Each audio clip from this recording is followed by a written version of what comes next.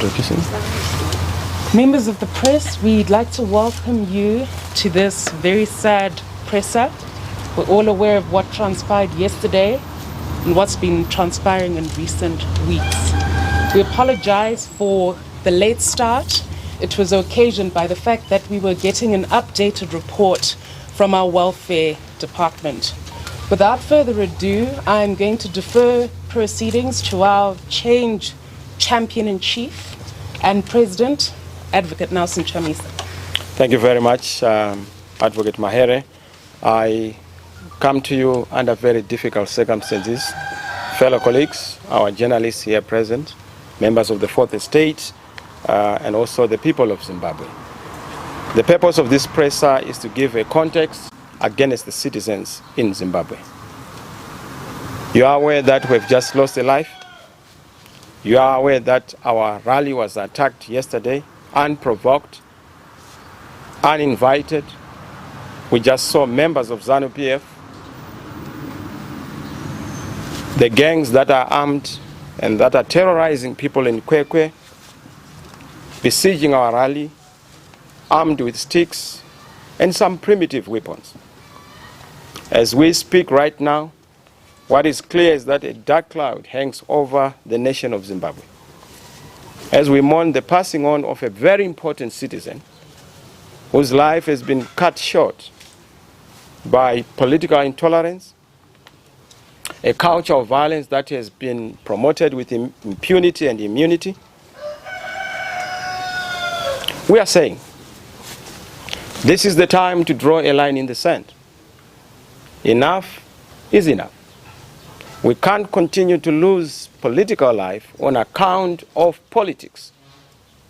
No life should be lost on account of political differences, political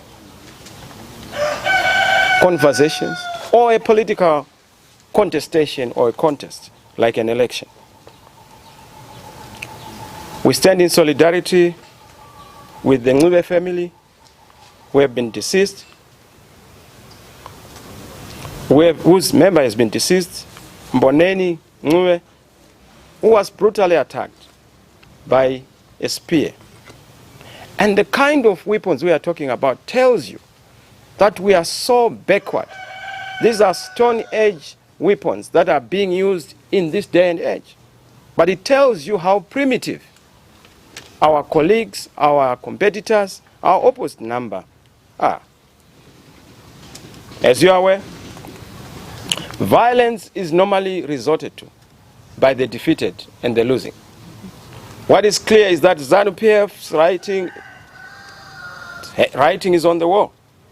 What is clear is that ZanuPf will not win an election in this country. What is clear is that we are the next government in Zimbabwe. And because they can't understand this reality, they continue to do what they're doing. And as you know, violence has never been an instrument used by those who are strong.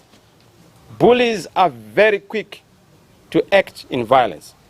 Bullies are weak people who use force and violence to deal with their own fears and anxieties, but also to massage their own egos. We are back to where we were. We are now going where we are coming from. 2008, if not worse, is upon us. As I have already said, it's a political tinderbox. The political situation in the country is worsening. The dark cloud is once again formed. And you can see that the whole purpose of being this provocative is intended to plunge the country into bloodshed, into vulnerability, incessant instability, and of course that paves way for those who want to raid the state coffers and also cause corruption to thrive, because those will be the necessary ingredients for corruption. As you are aware and as you have seen, across the whole country, the young people are hungry for change. They are hunting for hope. They are desperate for opportunities. This is why you find young people in South Africa, in Botswana, in Zambia, in Malawi. It's because they want opportunities. It's not just the young. It's even now the elderly. Because there's nothing in it for them. Every citizen of Zimbabwe is asking for change, demanding change. That's why we have said we are citizens, coalition for change. We are answering to that call by the citizens as they demand change. But you must understand this. No amount of a threat or intimidation will save from the young people. Young people have no jobs. Young people have just left college. They do not have any opportunity available. Students in universities and in colleges are not supported. There's no academic freedom, no autonomy of tertiary institutions. And of course, education is being weaponized and commercialized, commoditized, to the extent that none is able to have access. But you must also understand this, that Mr. Mnangagwa, how do you think that these young people are going to react to your suppression? How do you think they are feeling? And how do you think that they will feel as you continue to put on the jacket that Smith was putting on, the jacket of dictatorship? How do you feel, Mr. Mnangagwa? You always are proud that you fought for the liberation of this country. But there's a difference between liberation and oppression. Liberation means freedom. But what we are seeing is the opposite of that freedom. Is it not the same that you went through under Smith when you were suppressed? Is this not what gave birth to the liberation idea during the liberation struggle? What do you think this suppression is going to give birth to? Does it even visit your mind that one day you will wake up and you will not be in government? Does it even visit your mind that you also have children and families that have to live in a free and happy Zimbabwe? What does this do when you terrorize other people's families? What do you do? Why have you not even bothered to visit the Kwekwe family and pay condolences? That heartlessness is what is going to be a big challenge for the country to move forward. You are aware that you war veterans out there, the liberation struggle was primarily because of what we are seeing now. You in government, the entire crop of leaders who constitute government today, you were about 18 to 30 years of age. Just the same age as the young people who were brutalized in Kwekwe last Sunday and are brutalizing across the whole country. So it's the same thing. What would that send our country to? The youth have never been formally employed. Young people have never known a salary. Young people do not even know the meaning of their own Zimbabwean currency. Young people have never tasted freedom. Young people do not understand the value of education because education means nothing. Never has the opportunity to go to school been squandered so wickedly. There are no social safety nets for the government. No hospitals. Men are resorting to vending. Like this young man who was now doing mining as a small-scale miner. A very sad story. The only thing that the young people are asking for is self-determination through peaceful campaign and peaceful elections. We are a people of peace. Peace is our signature. Peace, that's our identity. That's why all the provocation against us, we have resisted. Not because we do not have capacity to react or respond in a manner that is expected of all the people who are oppressed, but because we understand that peace is fragile. We also understand that peace is simple.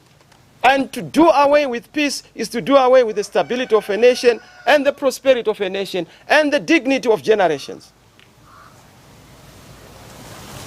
But let me say, oppressors in Zimbabwe, hear me out.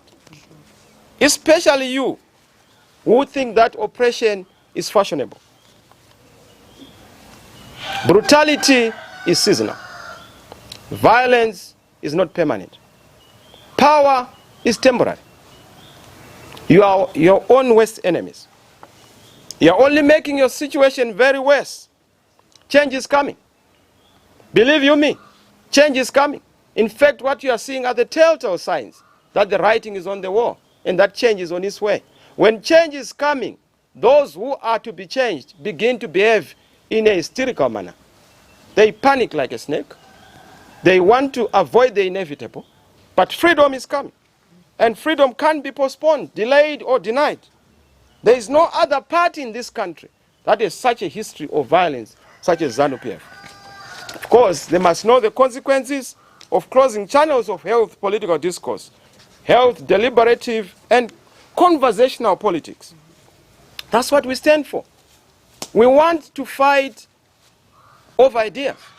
We want a clash of civilizations in thought, and not a clash where stones are being used, where you are using noble carries.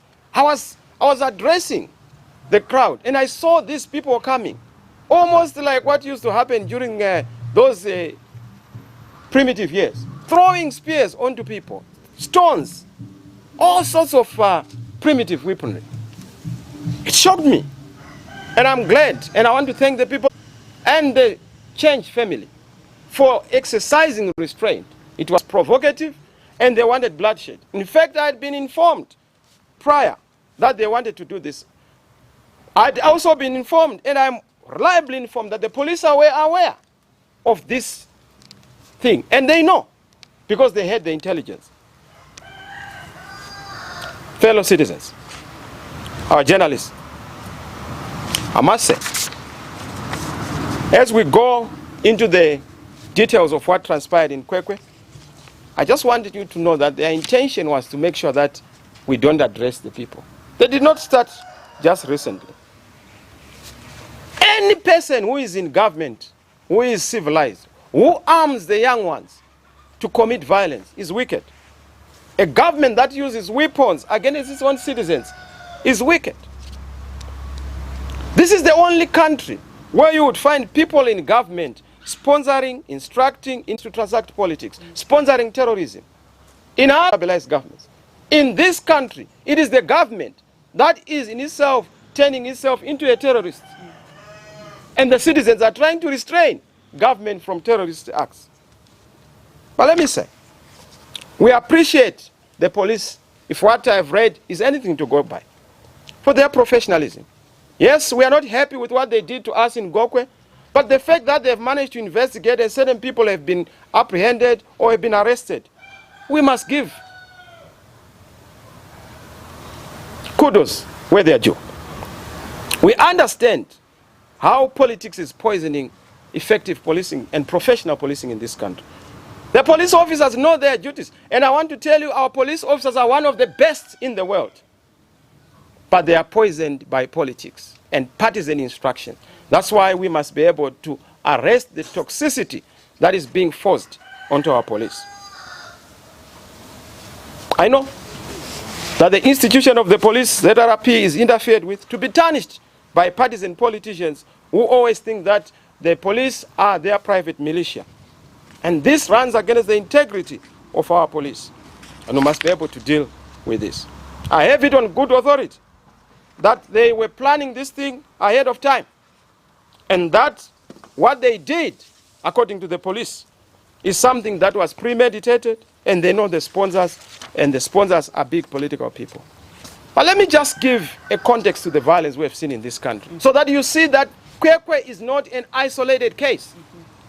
Kwekwe is just a pattern of behavior. It's a culture that continues. You know that Itai Zamara has not been accounted for to this day. He was kidnapped in broad daylight. Nobody from government has apologized or visited the Zamara family to explain the circumstances, but also to even explain to the nation. In serious governments, when one citizen is jeopardized, kidnapped, or disappears, a government will have to stop, because it's a serious matter. That is what we mean when we say we represent a responsible, responsive government when we then take over, in not short distance, a future to come. You know what happened in 2018, August? People were shot at during broad daylight by guns. There was this commission. None of the commission recommendations were adopted. In January, when there were demonstrations, 2019, people were killed, almost 17. Nothing was done. I buried all of them. I visited the families. None from government visited those people. To this day, no compensation has been done. The MDC trio, they are the ones who are now being accused, when in fact they were the ones who were violated and whose rights were violated. Joanna Mamombe, Cecilia Chimbiri, and Netsai. Our senior leaders, our activists, citizens, change champions, journalists, lawyers, they receive death threats. Even religious leaders are persecuted. Student leaders are arrested. Workers, teachers have all been terrorized. There's general intimidation of the citizens in the rural areas. Food is used as a political weapon. People are not able to access government aid if they do not have a card of a party. That is not what we fought for. That is not the definition or color of freedom. That is not liberation. That is oppression. And that is taking the country back to where we took it from. That's why I said we are going where we are coming from, where oppression was being meted out on our people. Political violence during the tour I had in the countryside was quite prevalent. You know that I went to Masvingo on the 11th of October. Old women. We could have done a lot. These were old women, our grandmothers, our grannies, who were mobilized by ZanuPf to blockade our roads and to throw stones at us. But we felt, look, we don't want to reciprocate violence because that's not our character, that's not our nature.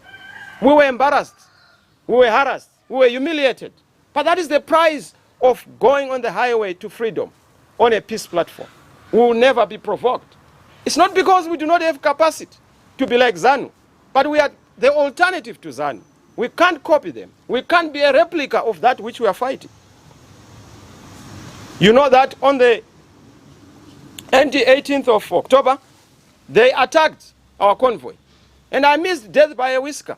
A bullet ran through my car. Mnangagwa is even making a mockery of it. No investigation. And they know the people who were responsible. These are ZanuPf people. They blocked our roads and they were seen by our local officials. Nothing has been done. They were not arrested. That is gangsterism. Zimbabwe is in the hands of gangsters. It's a gangster's paradise. We need this country to be a paradise of citizens who want freedom and peace. No investigation has been done. Roadblocks were all over as we went across the countryside. Guess what? Every police roadblock was punctuated by a ZanuPf roadblock, an illegal one. But they were not arrested. I can tell you in Chipinge, it was the case just before Chipinge. It was the case in Nyanga. It was the case in Gutu. And this has been happening. You know that they also killed young men, Nyasha Jambe, again during that talk. Roadblocks, you have seen them. The Gogwe violence and the Kwekwe violence are only but a series of activities in the context of what has been happening. Now, what is the Kwekwe violence all about? 23 of our members suffered terrible injuries in this current attack, and they were hospitalized. Several were stoned and hurt. Mbonenwe lost his life. His life matters. This young man was recently married. He has been in marriage before. And of course, the wife died. He has an 8-year-old daughter, a small-scale minor. He's 35. He was just trying to start a life. And he was staying in his one room in Bizo. And they to take away his one room and his one life. Why? Because of politics. Why? Because of impunity. Why? Because certain of the political leaders in ZanuPf are being allowed to turn Kwekwe into a terrorist zone. I was told that people in Kwekwe do not have peace. Every day, every week, there are reports of people who are being killed by the so-called Bakomana Mabemba or Al-Shabaab, or they call it Mashurugwi. And I don't know why they want to tarnish the name Shurugwi, because some great people come from Shurugwi. You know that Tongogara is from Shurugwi. I don't know why they would want to then call Mashurugwi these people who are doing these very bad acts, Mashurugwi. But that is the case we have, and with these reports. We cannot create an environment for free and fair elections in the face of escalating political violence. Mr. Mnangagwa and your ZanuPf, if you don't want competition, don't call for elections. And if you don't call for elections, we know that you don't deserve to be in office. We reject an electoral process that relies on blood and drawing blood from innocent citizens. We plead with every citizen in Zimbabwe to just make sure that they stay away from violence. We want peace in our country. We are a peace-loving people and a peace-loving nation. We do not want violence at all. I've listened to Mr. Mnangagwa and his team talking about, oh, Mr. Chamisa want violence. I'm a man of peace. I carry no weapon except 3 C's. And if you are threatened by those 3 C's, tough luck. I have no violence. I have no weapon. Don't come to me with weapons. If you want to come, come with the weapon of love. That is the weapon I'm willing to interact with. We demand accountability. We have just received a report. There was a memo, which is a very detailed memo from the police. I hope that is a correct reflection of what's happening there. And I must say, in that report, we have a number of things that have been raised. Some people are saying, but why are you jumping into conclusion that is ZanuPf? It's known, it's common cause. The people who were disrupting this thing are known. Kenneth Simbi is believed to be the person who inflicted the blow that killed the deceased, is yet to be arrested. But what needs to be done? Number one, and of course we are going to attach for the press a detailed report of the total number of patients attended to, the number of the deceased, number of admissions, and also those who are in the outpatients, and x-rays that have been done in detailed and annotated information. What needs to be done? Number one, the threats of violence by ZanuPf senior officials must be checked and must be stopped. 3 days ago, statements were made that are genocidal, that remind us of what happened in Rwanda, in Nazi Germany. We do not want such statements in our country. Let the fight be a fair fight. If you are Goliath, I am David. I have the anointing for you. Come with your anointing. Let's meet on the plane of elections and political competition. Not guns. Guns are needed in Ukraine, where there's a war. We are not at war. Even guns in Ukraine, we don't need them. We want peace in the world so that dialogue triumphs and guns are silenced. We demand an immediate investigation and accountability for those remarks. I hope that the Peace and Reconciliation Commission are going to take this. We also want to hear more from the churches. Pastors, pulpits are not just for preaching the word. You must also speak truth to power. Don't be intimidated. Civil society. We can't allow this to go unchecked. We also demand an investigation by the Human Rights Commission into the numerous cases of violence. In Kwekwe, tear smoke was used, baton sticks, dogs, people were violated. You know what happened in Harare East? Our people being beaten up just for putting on yellow. Yet yellow is the color of the future. Yellow is the color of all patriots. So are you going to kill all the citizens? Because yellow is unstoppable. Yellow is the new normal. Journalists are yellow. Citizens are yellow. Because we all want freedom. We all want peace. We are all yellow. Including those in government who are serving patriotically. We want also the torture of our members, 13 of them, at Harare Central Police Station on the 18th of February to be investigated.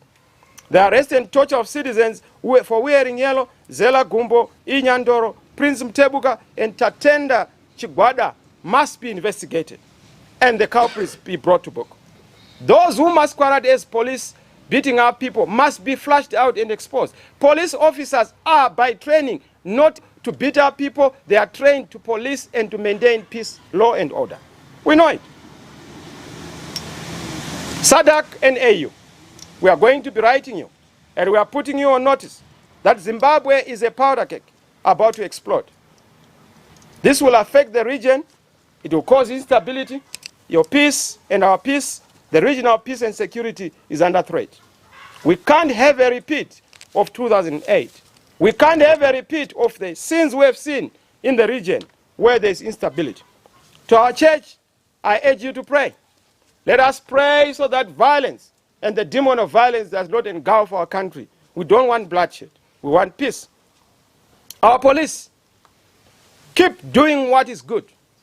Not the bad that we saw in Kwekwe or the bad we have seen elsewhere, where you are chasing the citizens who are your masters. Your salary comes from these citizens. Respect them. Respect their dignity and their rights. Our police must act for the people, for the country, and for the rule of law. You know, I always talk about what is written on the police logo. pro-patria for the country, pro-lege for the law, and pro-populi for the people. Stand for that, defend people's rights, protect the citizens. Your duty is not to protect oppressors, but to protect and stand in solidarity with the oppressed. To ZanuPf, liberation was about freedom, and let the people free, set the people free. The liberation struggle was about one man, one vote. Respect it. The sanctity of human life, honor it. The sovereignty of the will of the people, give it. And the dignity of the Zimbabwean people, respect it. To those who are in the citizens' family, to ZanuPf, the majority of the people, because we are the majority party, peace is our DNA. Peace is our signature. Don't provoke people and don't be provoked. We want peace in Zimbabwe. We are the biggest alternative, and we are the next government. Charity begins at home. Let's do what has to be done. I wish to thank you for listening. God bless you. God bless Zimbabwe. And may the demon of violence be arrested and taking this country back to God, back to honoring our Lord Jesus Christ, so that there's peace, prosperity, and harmony in our country, and we're able to prosper once more. Thank you very much. Thank you very much. I'm going to just take a few questions, if that's okay, Mr. President. Even more questions, I'm ready. We'll take some questions. I think, like the President has highlighted, it's a dark day, so if there are any questions for the President flowing from his address, we'll take them now. As usual, kindly introduce yourself, the news house you come from, and then just ask one question so that we can give the floor to other people. I'm so happy, you know, that when I say things, they don't normally ask questions. They don't ask questions. And I'm so glad. But you always have one or two. Yes. Yes, yes ma'am. Thank you very much. My name is Yvonne Mchaka from Zimbabwe Daily. You mentioned that you had a report on the intention to disrupt your rally. What did you do with that information, and how prepared are you, should you receive further information like that on your future rallies, to protect the people? Well, what we did, we can't divulge. But if we had not done a lot more of what we did, we would have recorded more deaths. These guys wanted blood. They were even targeting the leadership. They were even coming. You know, the first disturbance, we knew. They actually wanted to patrol bomb our convoy by the robots. It's only that we don't say much. You know, and the people who were doing this are people who have been attempting on our lives.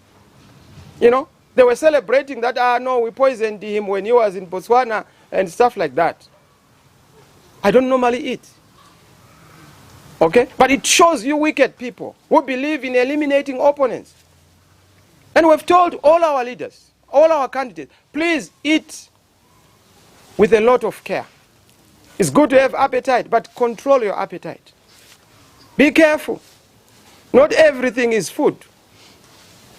We are in a very dangerous zone. And that is what we have said. Be careful about your cars. Just last night, well, it was actually around 4 or 5. They sideswiped our cars. They thought that I was in another car, but I changed the cars. It shows you how wicked they are. What betrayed them? When we got to the toll gate, they were actually able to instruct people at the toll gate to just let the cars pass, their own cars. They did not pay any toll gate fees. So that's how we know them. But they didn't have number plates. And yet you know that in this country people have been arrested for driving without number plates. So we are very conscious of what we are fighting against. They believe in violence. We have enough mechanisms to make sure that we will protect citizens who come to our rallies. Once bitten, twice shy. That also entails that those who are associated with ZanuPf may not be able to have access to our rallies. And that entails across the spectrum. Because we have seen that our own laxity, our own magnanimity and generosity is being abused. We will limit access to our venues to those who are genuine journalists, who are not working for ZANU, and we know you. We will not allow you.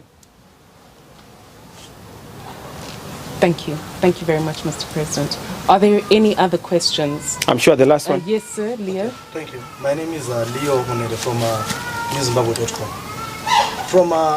From the police memo, you realize that most of the perpetrators themselves are from Bizo. And that is where Honorable Settlement Chikwina wants to contest. What does this mean? How is he going to handle? Have you talked to him and what has he said? Well, it's not just settlement. It's also Judith Tobayo. Yes. They are living under difficult circumstances. They are not being allowed to even campaign. Just to do door-to-door, house-to-house, person-to-person meetings. They gave me a report just yesterday. That is so difficult. In certain areas, people are even not allowed to put on T-shirts. And people have been followed house to house to be told, don't dare vote for the CCC. And I don't understand. They created their opposition, MDC Alliance. Please, go to your guests. You said they are the official opposition. Why are you bothering us? You said we are partless. You said we don't belong. Why are you so scared? We formed this party, you say it's too strong for us. Why do you invite competition? You invite electoral blows. We give you just one punch, a sucker punch. You are already fainting and you are complaining. Why? If you want competition, let's do politics fairly. Mr. Mnangagwa, be a fair player. We know that fairness is not part of your dictionary, but be fair. You are in your twilight zone of life. It's good to leave the political stage with grace, with humility, with honor. It's about your legacy. You have done a lot, good and bad. Please, allow us to help you, celebrate you on the good, and perhaps fix your bad. Thank you. Thank you very much. We're going to take the very last one, only because Dara Adukusarira. Dara Adukusarira. So blessed, if you may. Thank you. Thank you.